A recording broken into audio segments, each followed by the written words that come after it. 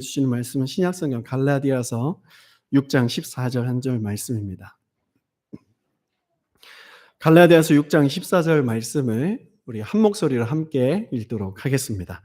그러나 내게는 우리 주 예수 그리스도의 십자가 외에 결코 자랑할 것이 없으니 그리스도로 말미암아 세상이 나를 대하여 십자가에 못 박히고 내가 또한 세상을 대하여 그러하니라. 아멘. 의미 없어 보이는 삶에 보이는 의미라는 제목을 가지고 하나님 말씀 나누겠습니다. 여러분 살면서 이런 질문 해보셨는지 모르겠습니다. 내 인생의 의미는 무엇일까? 이 질문을 들었던 한 사람이 그 질문은 조금 잘못된 질문이라고 말했어요.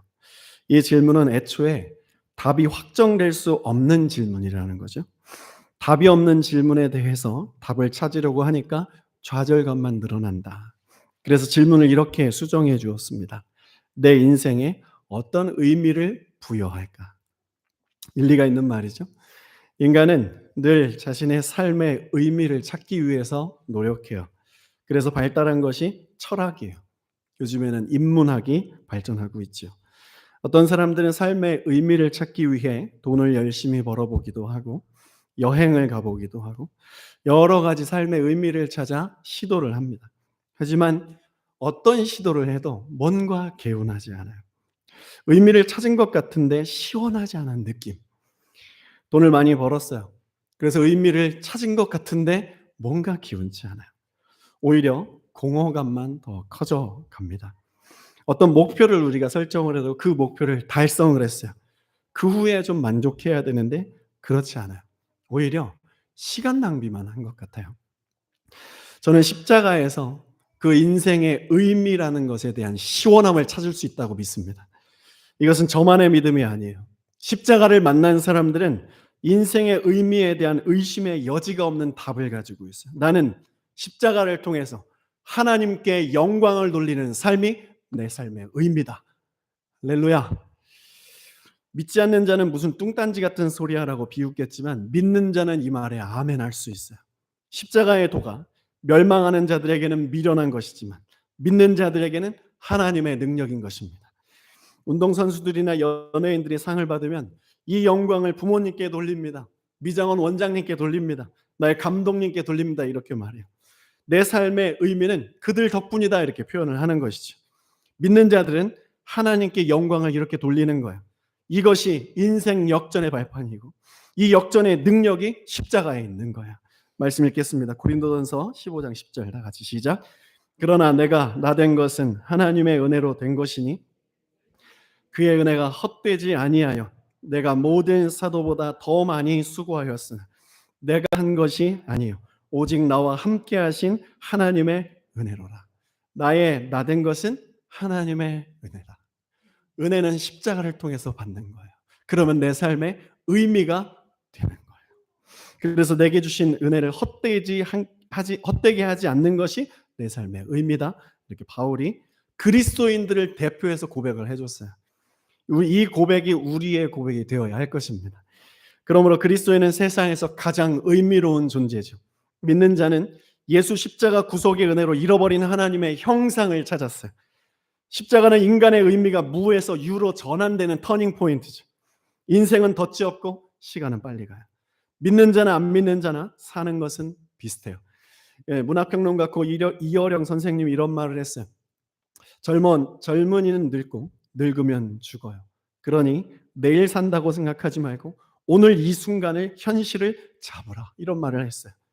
이것은 십자가를 통과한 사람이 삶을 사는 방식이에요. 그분이 예수를 만났을 때 지성이 인생의 의미인 줄 알았는데 예수를 만나니 이 지성을 배설물로 여길 수 있는 자신감이 생겨난 거예요. 그리고 십자가 영성을 쫓아 사는 자가 되었습니다. 여러분, 십자가로 여러분들의 인생의 길을 다시 잡으세요. 인생 속에서 의미를 찾을 수 있는 방법은 예수 십자가를 믿고 회개하여 하나님을 만나는 거예요. 하나님 만나면 사람은 달라집니다. 생각이 달라지고 행동도 달라지고 선택이 달라져요. 주를 만나면 마음 자세가 달라져요. 기본적으로 항상 감사하고 쉬지 않고 기도할 수 있고 범사에 감사할 수 있어요. 이런 사람을 누가 이기겠습니까? 제가 하나님께 목회자가 되겠다고 소원한 것은 초등학교 4학년 때였어요. 그때 저는 교회에서 예배 드릴 때 맨 뒤에 앉아 있었는데 한 200명 정도 되는 사람들이 목회자가 강단 위에서 설교하는 그 모습이 너무 멋있어 보이는 거예요. 와, 목사가 저렇게 멋있는 거구나. 카리스마가 느껴졌어요. 그러던 중에 부흥회를 1년에 한두 차례 합니다. 근데 이 부흥사님들은 훨씬 더 멋있는 거야. 보라색 양복, 흰색 양복, 백구두, 올백머리. 너무 멋있었어요. 그때 부흥사님들은 캐치프레이즈가 5대양 6대주를 걷는다. 그런 캐치프레이즈가 있었어요. 스케일이 달랐어요. 저는 그때 여기에 내 삶의 의미를 담아야겠다. 이렇게 결정을 했습니다. 그 마음을 먹고 20대가 되어 신학교에 들어갔어요.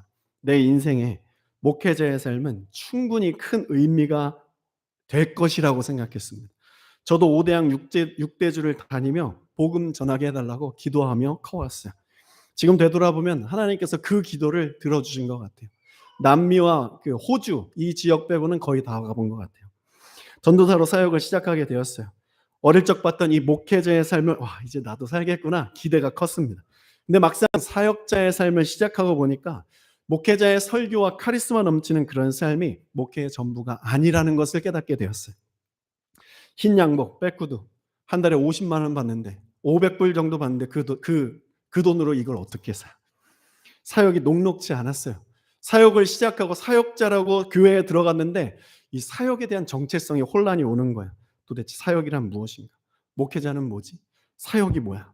이리저리 휘둘리면서 설교는 맨 마지막 사역이 되고 잔심부름, 막노동, 서비스맨 이런저런 일들을 하면서 제가 혼란함에 빠졌어요. 사역자로서의 의미를 찾지 못하겠더라고요. 그래도 주님 사랑하는 마음에 기쁨으로 열심히 했습니다. 주일 저녁 사역을 마치고 집으로 걸어가는 길에는 녹초가 되어서 지하철역까지 기어가는 일이 허다했어요. 그 당시 한국 교회의 부교역자의 삶의 이 분위기는 전반적으로 이랬어요. 그렇게 힘겹게 사역을 하면서 제 삶에 사역자로서의 의미를 찾는 부분이 1년에 한두 번 있었습니다. 같이 신앙생활했던 한 친구가 주님께 삶의 방향을 돌리는 거예요. 그거 하나면 저는 그동안의 모든 힘겨움이 싹 사라졌습니다. 아, 이 맛에 사역하는 거구나. 저는 삶의 의미가 여기서 발견이 되었어요.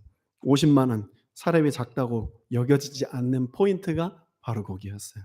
흰 양복 필요 없다. 한 영혼이 하나님을 살아계시다고 고백하는 것. 그 사람이 내가 사역을 하면서 나의 모습을 통해 조금의 영향을 받고 하나님께 눈을 뜨면서 하나님께 삶의 의미를 꽂는 그것을 바라봤을 때 이것이면 저는 아무것도 없어도 되겠더라고요. 저는 이것이 제 인생에 참 큰 의미가 되었습니다. 예수는 왕의 자리를 뒤로하고 십자가의 죽음을 선택하셨어요. 죄인인 내가 구원받으면 예수는 그걸로 만족하신 거예요. 여러분, 성도의 삶이 바로 그것입니다. 성도는 이 맛에 사는 거예요. 이것으로 삶의 의미를 부여하는 거예요. 내 자녀, 예수 믿는 것보다 더 성공하는 게 없다는 믿음. 우리 자녀에게 예수를 유산으로 물려지는 것 외에 더 큰 유산은 나에게 없다라는 이 믿음 가지시기를 축복합니다. 내가 예수를 잘 믿고 만나는 사람들과 관계할 때 한 영혼이 어느 날 갑자기 영적인 것에 관심을 갖게 되는 거예요. 그리고 그 영혼이 주님과 눈을 마주치게 되는 그 포인트. 그런 것들을 경험할 때 아, 이것이 제자의 삶이구나. 그리고 이것이 우리가 주님께 받은 은혜의 빚을 갚는 삶이구나. 이거면 충분히 인생 의미 있습니다.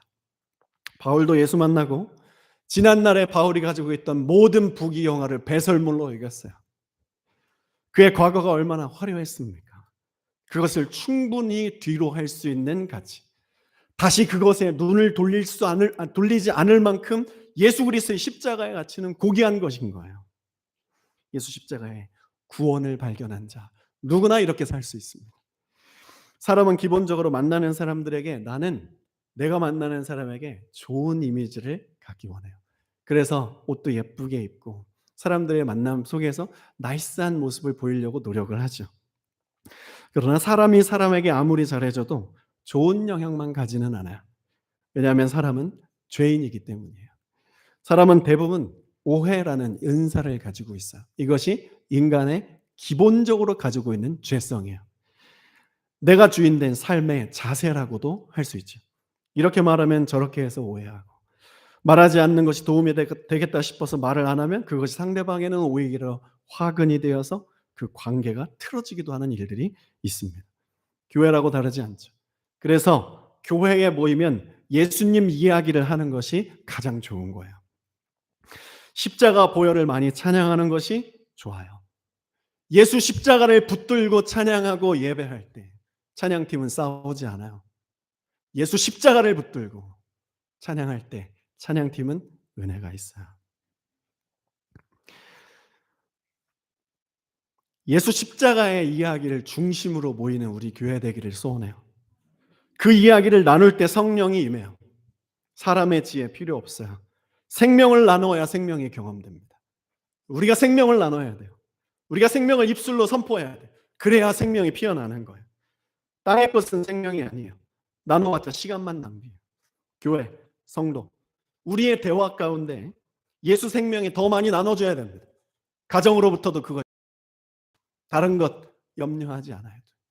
예수 십자가, 어떻게 십자가 붙들고 살까? 이것이 염려되면 가정은 회복하고 부흥할 수 있어요. 주의 복을 받을 수 있습니다.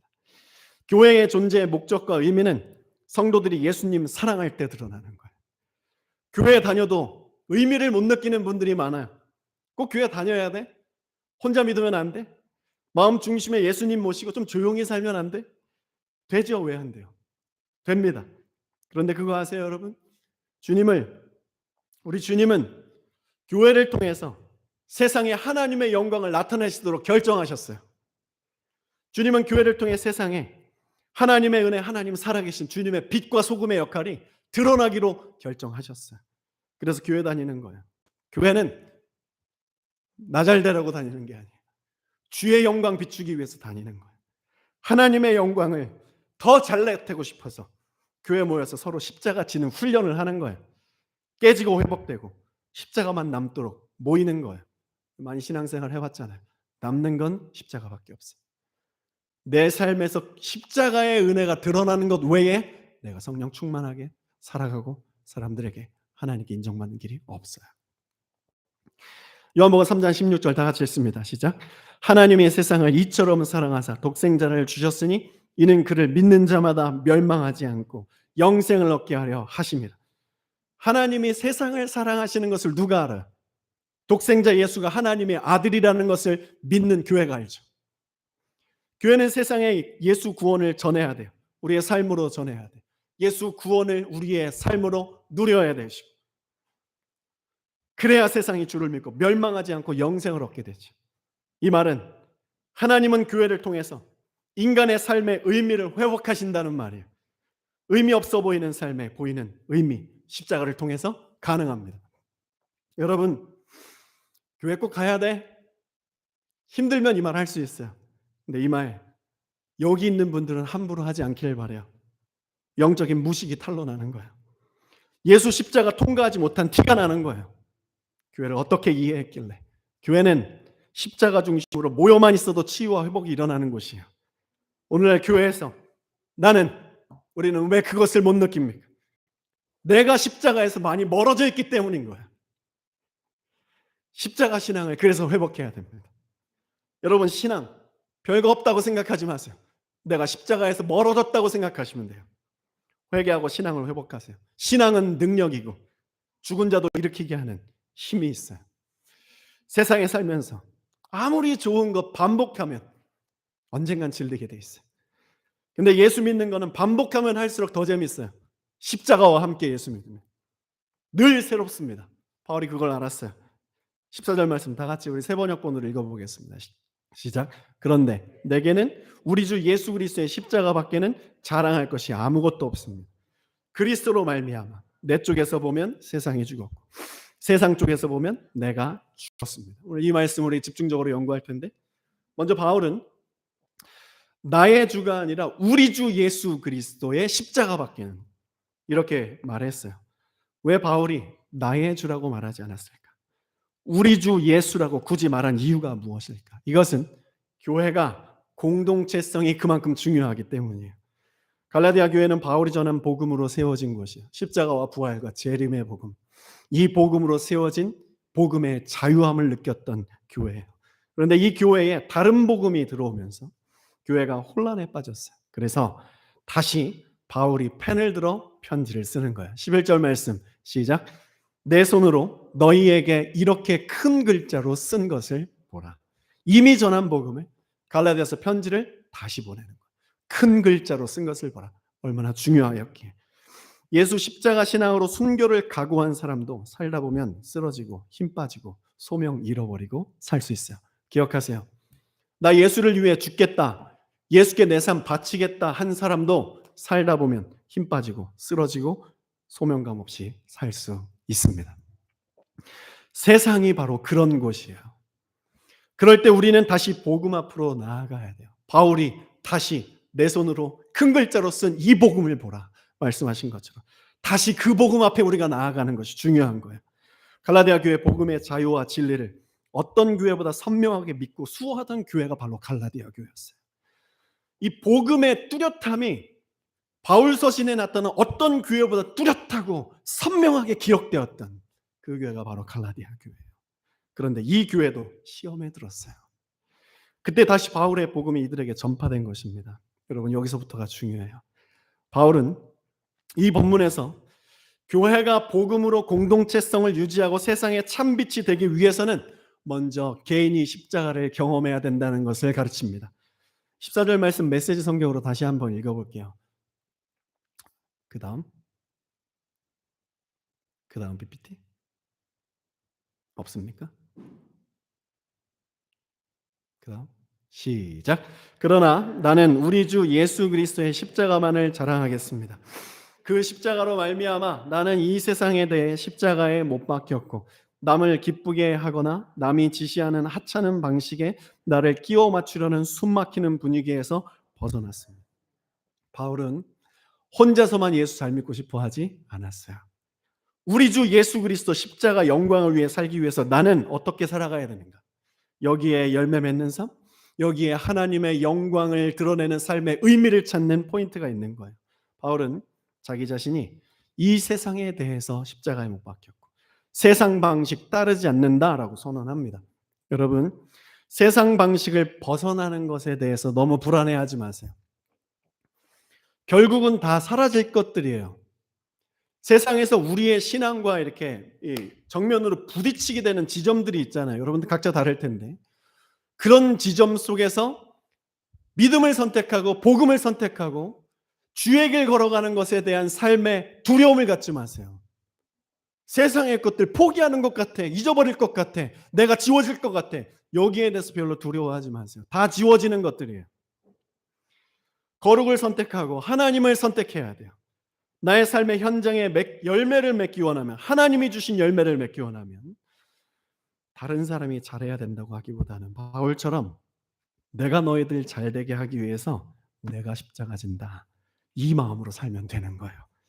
그럼 삶이 부요해지고 풍요해져요. 삶의 의미가 거기서 발견되는 거예요. 고난 속에서 행복하다라고 진심으로 고백할 수 있는 진짜 십자가를 붙든 그리스도인, 이것이 하나님이 이 말씀을 통해서 우리에게 원하시는 삶의 방식이에요. 15절 할례나 무할례가 아무것도 아니로되 오직 새로 지으심을 받는 것만이 중요하다. 인간이 참된 인생을 시작하는 건 십자가로 죄사함 받고 새로움을 경험한 그때부터예요. 사람이나 교회를 새롭게 하는 것은 예배의 형식이나 전통이 아니에요. 예배 스타일, 찬양 스타일로 바뀌는 것으로 교회는 새로워지지 않아요. 오직 새로 지으심을 받는 십자가의 은혜로, 오직 예수 십자가를 붙드는 자를 통해 세워지고 십자가를 붙드는 개인과 개인이 모여서 교회를 이룰 때 그 교회에서는 이야, 이게 생명력이구나, 말로 표현할 수 없는 거예요. 이것은 그냥 느껴지는 거예요. 여기서 치유와 기적이 일어나요. 실패한 사람들이 승리의 소망을 갖게 되고 진짜 승리도 여기서 일어나는 것이죠. PPT 보여주세요. 닉 부이치치 여러분 아십니까? 이분이 예수 믿고 승리했어요. 이분이 예수 믿고 승리해서 아름다운 여인과 결혼도 하고 한 4명인가 자녀를 얻었어요. 여러분, 이 사진 보세요. 여러분들 중에 이분보다 더 절망적인 상황에 들어간 분 있습니까? 없잖아요. 그럼 우리는 이 양반보다 훨씬 더 잘 살 수 있어요. 그렇지 않습니까? 우리가 정말 예수 그리스도를 어떻게 믿는지가 중요한 것이지, 내 삶의 처지와 환경이 어떤지가 중요한 게 아니에요. 저는 여러분들이 이 닉부이치치처럼 우리가 그렇게 세상에 야, 저 사람 하나님의 은혜가 저 사람의 삶을 통해서 나타나는구나, 이렇게 세상에 증거되는 삶이 되기를 예수 이름으로 축복합니다. 이것을 삶에 이렇게 적용할 수 있어요. 삶의 만족과 활력을 얻는 건 사람들에게 인정받고 존경받는 것, 세상적인 성공, 자아 실현으로 되는 것이 아니라 예수 십자가 안에 담겨진 창조의 능력, 그 새롭게 하는 그 은혜로 되는 것이다. 이것이 잘 안 되는 이유가 무엇입니까? 첫 번째, 십자가를 잃어버려서 그래요. 십자가 잃어버리면 여러분 신앙이 방황합니다. 우리 신앙의 방황을 십자가로 끊어내 버리셔야 돼요. 예수 십자가를 따르면 그런가 안 그런가, 그런 것 같기도 하고 아닌 것 같기도 하고, 믿는 것 같기도 하고 안 믿는 것 같기도 한 그 삶이 먼저 정리가 되는 거예요. 십자가는 예수를 믿는다는 건 이 경계선이 모호한 게 아니에요. 우리의 신앙의 방황을 십자가로 끊어냅시다. 우리 그 소망의 십자가, 생명의 십자가 다시 찾아와야 되는 거예요. 오늘날 여러분 목회자가 얼마나 신앙의 방황을 하는지 알아요? 한국 교회에서 신앙생활하다가 제가 한국 교회에서 목회하다가 캐나다 이 사회에 들어와서 이 사역을 해보니 얼마나 혼동되는 게 많은지 아십니까? 우리의 신앙, 목회자의 신앙 다 똑같아요. 우리 십자가로 신앙의 경계를, 모호한 것을 완전히 끊어버려야 되는 것이. 참기름집 이야기를 예로 들어드릴게요. 시골에서 농사를 짓다가 서울로 올라온 어떤 중년 부부가 시중에 판매되고 있는 이 참기름을 먹어보고 통탄했어요. 야, 아무리 도시 사람들이라지만 이걸 참기름으로 먹고 살다니. 우리 캐나다에 와서 참기름 드셔본 분들은 아실 거예요. 시중에 유통되는 가짜 내지는 저질 참기름에 혀를 차던 이 부부는 오랫동안 참깨를 재배하던 사람들이었어요. 그래서 이 사람들이 직접 토종 참깨, 본인들이 재배한 참깨로 기름을 짜서 다른 기름들과 거의 비슷한 가격으로 판매를 하기 시작했어요. 도시에서.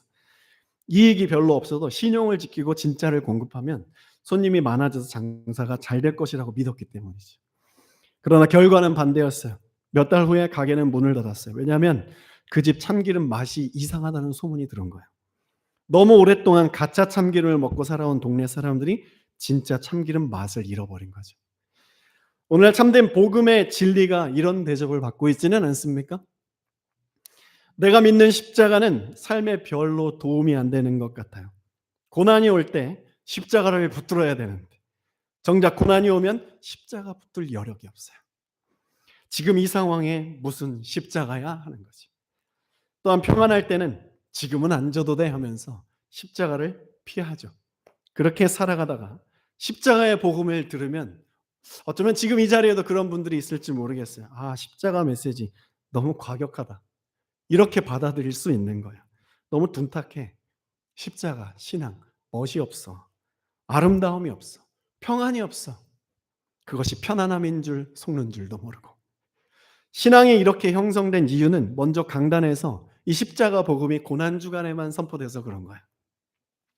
십자가 외에 다른 곳에서 충분히 능력이 있다고 생각하는 믿음으로 인해 믿음의 밭이 돌짝, 길가, 가시밭이 된 거예요.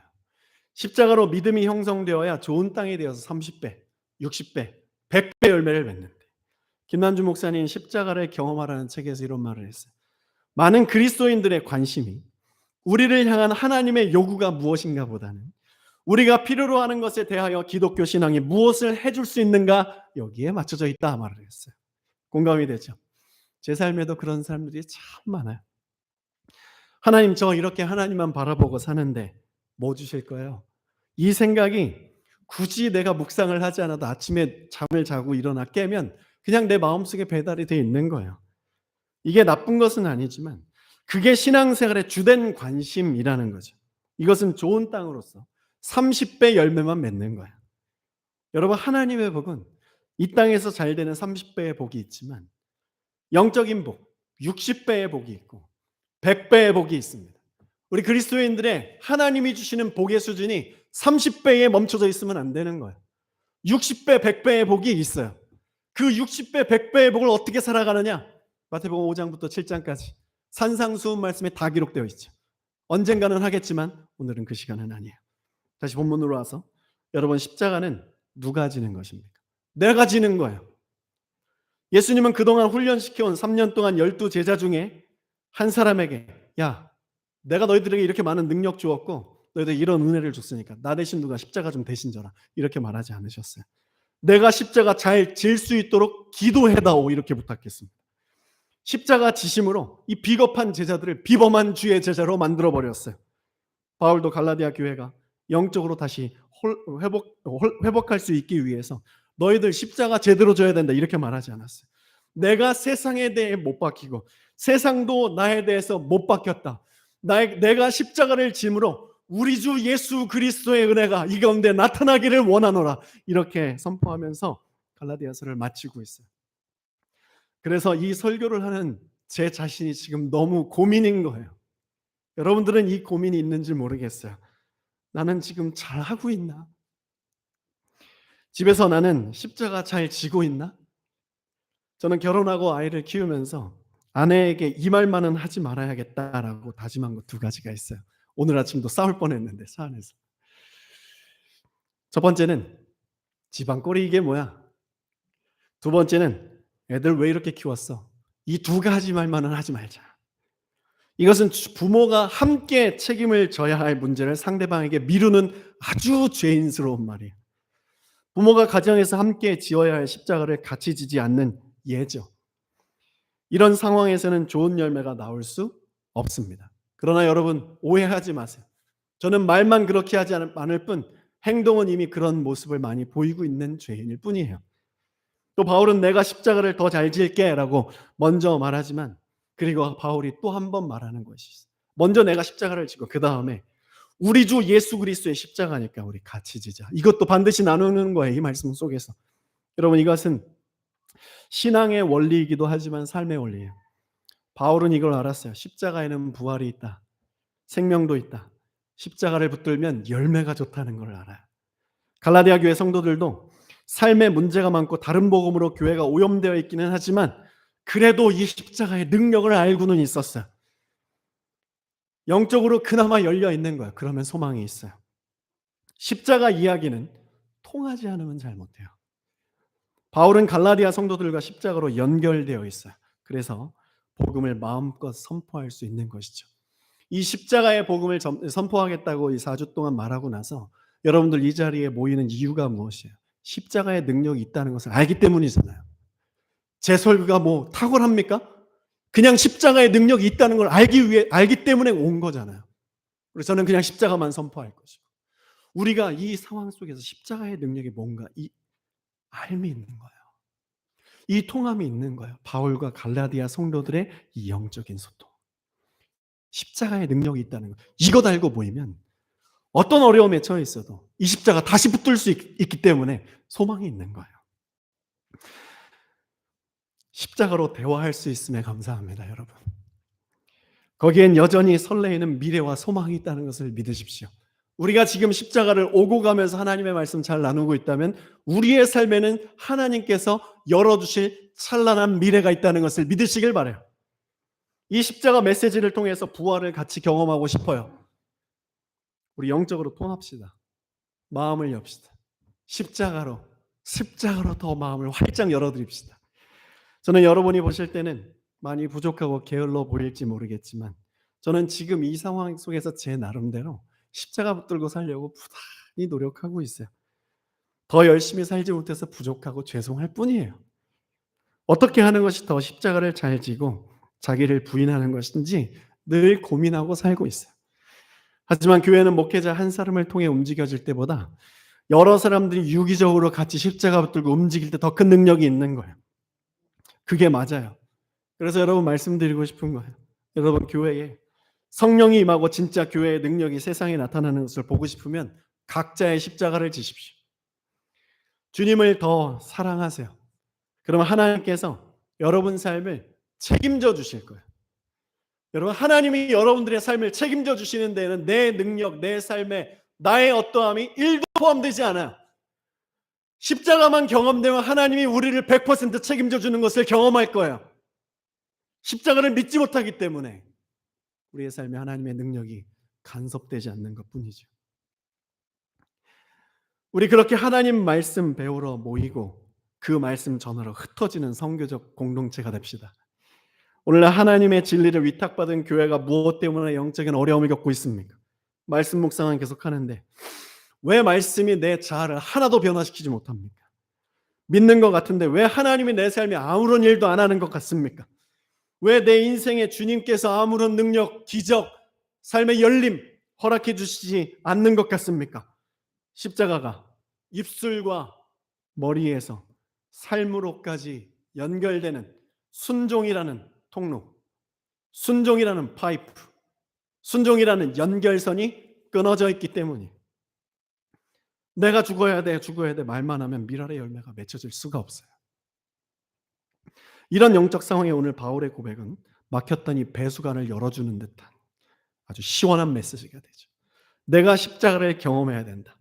갈라디아 교회가 회복하기 위해서는 내가 십자가 앞에 깨지고 자신의 삶을 또 분별하는 거예요. 내가 세상에 대해서 살아있는 것이 있나?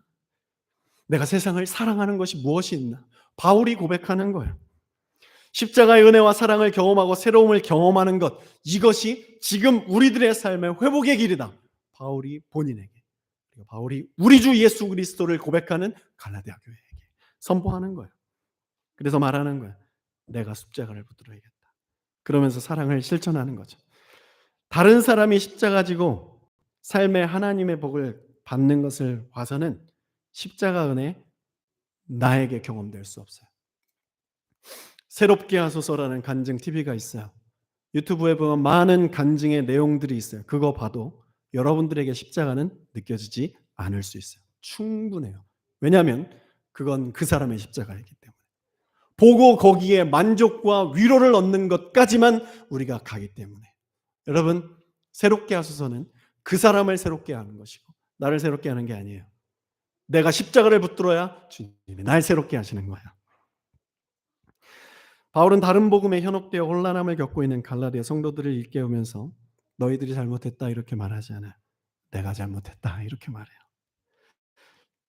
이것이 바로 자기 부인이라는 거죠. 개혁주의 목회자 월터 챈틀이라는 사람이 십자가에 대한 교회의 무지가 그리스도인들의 자기 부인을 불가능하게 했다 이렇게 말했어요. 자기 부인은 우리 신앙의 역사, 신앙의 능력을 볼 수 있는 통로죠. 이 실천 사항인데 이것을 실행에 옮기지 않고는 그리스도에게로 돌아설 수가 없어요. 자기 부인은 하나님의 자녀들로 하여금 그리스도인으로 살게 하는 그 출발점이에요. 십자가 경험하지 않고는 여러분 자기 부인할 수 없습니다. 제자도 갈 수 없어요. 미랄 정신, 미랄의 삶, 그런 삶 살 수 없어요. 내가 썩어져야 되는데 어떻게 그 자기 부인을 할 수 있겠어요? 십자가로 내가 죽지 않으면. 내가 잘못 안 했는데 자기 부인은 내가 잘못했다고 먼저 용서를 구해야 되잖아요. 이게 얼마나 쓰라리고 어려운 거예요. 내가 이기고 싶은데 내가 져야 되고 조롱도 당해야 되고 나는 충분히 칭찬받고 충분히 격려받고 충분히 존경, 리스펙트를 받아야 되는데 나는 이 세상에서 조롱받고 욕도 먹어야 돼요. 누군가 나를 비난할 때 거기에 대해 대꾸하지 않아야 되니까. 이 자기 부인을 인간의 힘으로 어떻게 해요? 우리 못하잖아요. 왜 못합니까? 십자가의 능력이 우리의 신앙에서 상실되었기에 못하는 거예요. 예수님이 십자가 지실 때 그랬어요. 우리 예수님 십자가 지실 때를 생각하세요. 예수님은 왕의 권리, 자신의 권리를 하나님 된 권리를 포기하셨어요. 자기 부인은 나의 권리를 포기하는 거잖아요. 주님 다 포기하셨어요. 근데 여러분 그거 아십니까? 예수님은 십자가 지는 것이 정말 힘들었지만 하나님이 부활을 준비하셨다는 걸 알아요. 우리도 이걸 알잖아요. 십자가 지고 자기 부인하는 거 진짜 어렵지만 그 뒤에 주님께서 부활의 열매를 주신다는 것을 알고 오늘 십자가의 길 가는 거예요. 하나님이 여러분들의 삶에 부활을 준비하셨습니다.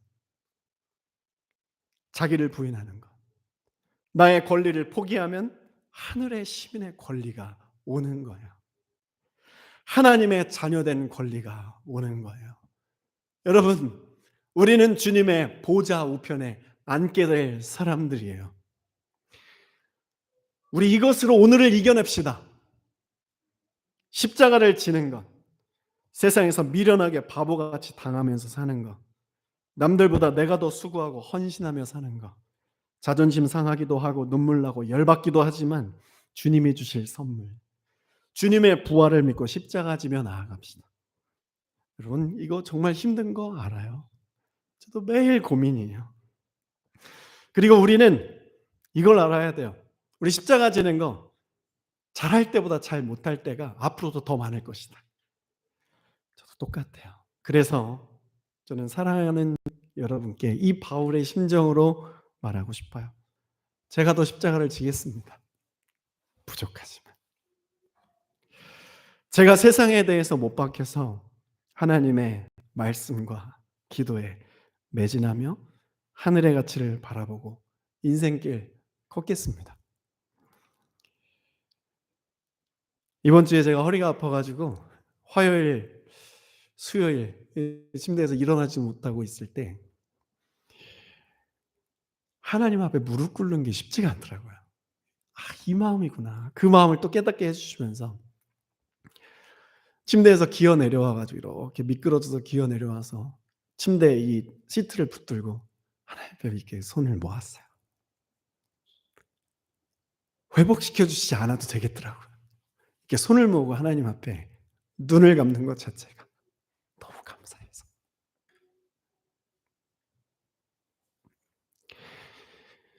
그리고 여러분들이 기도해 주시고 찾아와 주셔서 회복했습니다. 참 감사했어요. 여러분, 우리 십자가를 지는 거 진짜 어려워요. 근데 주님께서는 성경을 통해서 우리에게 이걸 가르쳐 주셨어요. 십자가 만나면 우리 인생의 그 끊임없는 그 전쟁, 삶의 의미를 찾아서 세상에서 막 방황하는 그 방황을 끊을 수 있다. 여러분, 제가 십자가 잘 질 수 있도록 기도해 주십시오. 돈 때문에, 어떤 것 때문에 흔들리지 않는 그런 목회자 될 수 있도록 저는 충분히 내일 변질될 수 있는 사람이에요. 오늘 이 말씀 받고 다시 일어납시다. 하나님의 말씀 앞에 여러분들도 같이 십자가 지시고 십자가를 진 개인과 개인이 모여서 하나님이 디자인해 놓으신 그 교회를 우리가 보기를 원합니다. 의미 없어 보이는 세상에 십자가